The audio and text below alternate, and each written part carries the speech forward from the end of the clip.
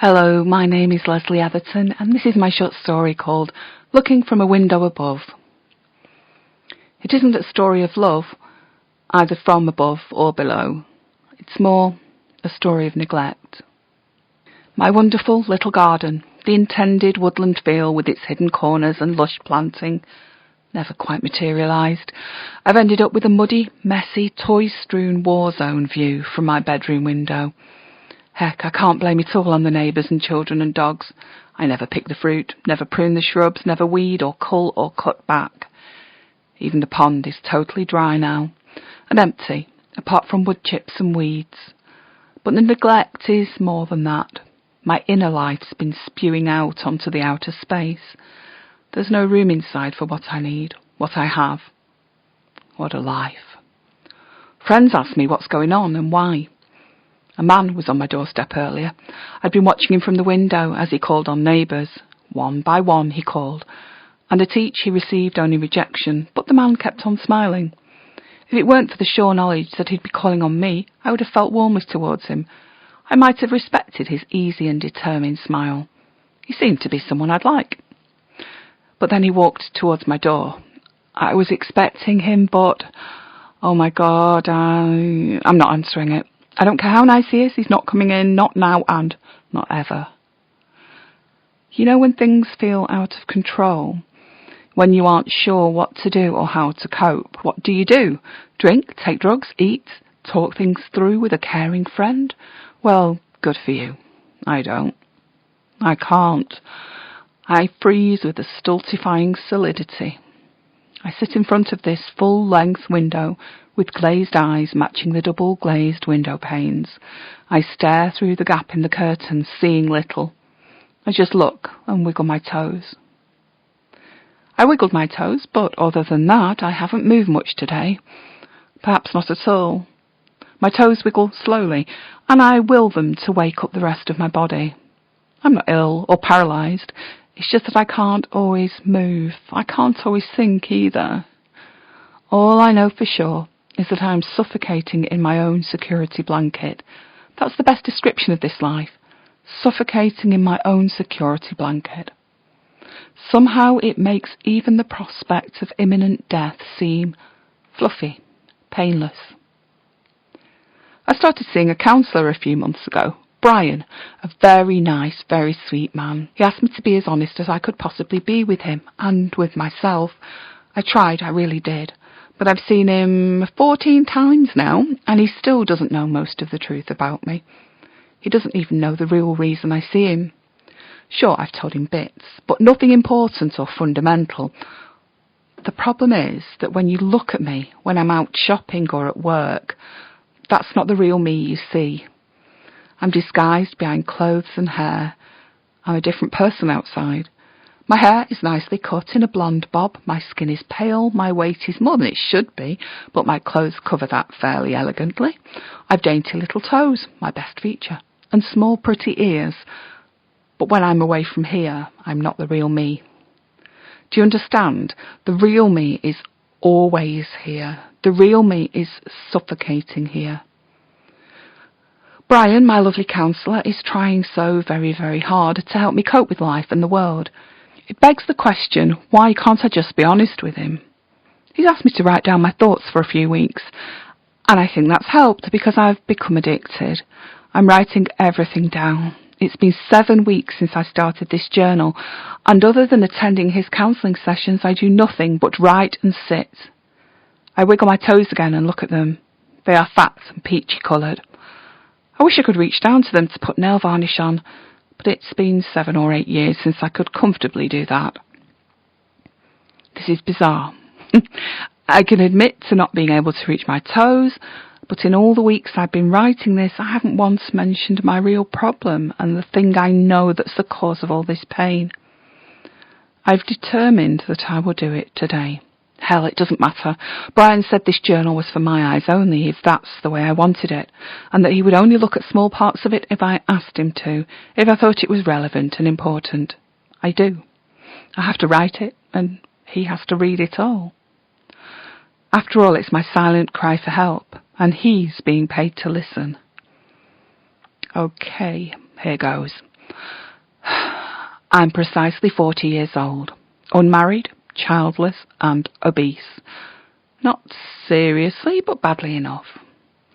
I was a working lady till I was made redundant 11 months ago. I had a good job back then and went to college too.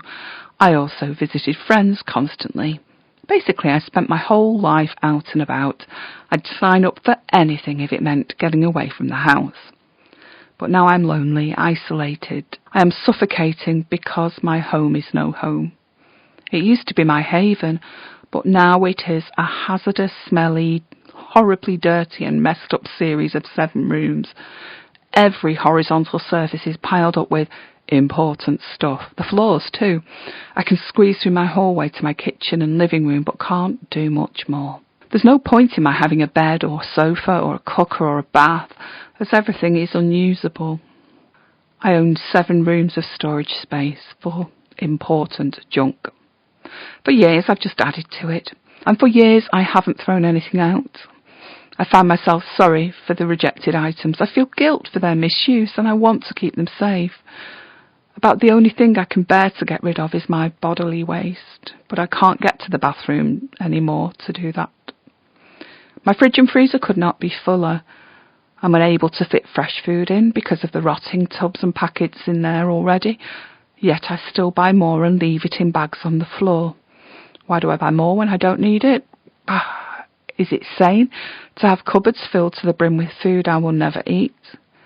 I'm ashamed to say it, but the answer is a resounding no. Nevertheless, as long as it is there, I don't feel dead inside. Oh, crap. Now I know there's something wrong with me just by reading back that last sentence. Why should I feel dead inside, and why would it be helped by buying food I'll never eat? I could slap myself. I don't know why Brian is being so patient with me. He must know what's going on. I must smell bad, if nothing else. Surely I must have taken on the stench of my decomposing home. Brian can probably sense and smell my house's putrefaction on my clothes and my hair and skin, but he never asks about it. He never pushes me. He's so patient and deserves the truth. It's so bizarre, this life of mine. I used to be intelligent. I used to be popular. I used to work hard. But my home, what a word and what a place. This place is home only to insects and rodents. It is no home of mine. To me, it is merely a suffocating security blanket. I love it, hate it, need it, and need to destroy it. I looked on the internet for help. One website simply said, clear one item at a time.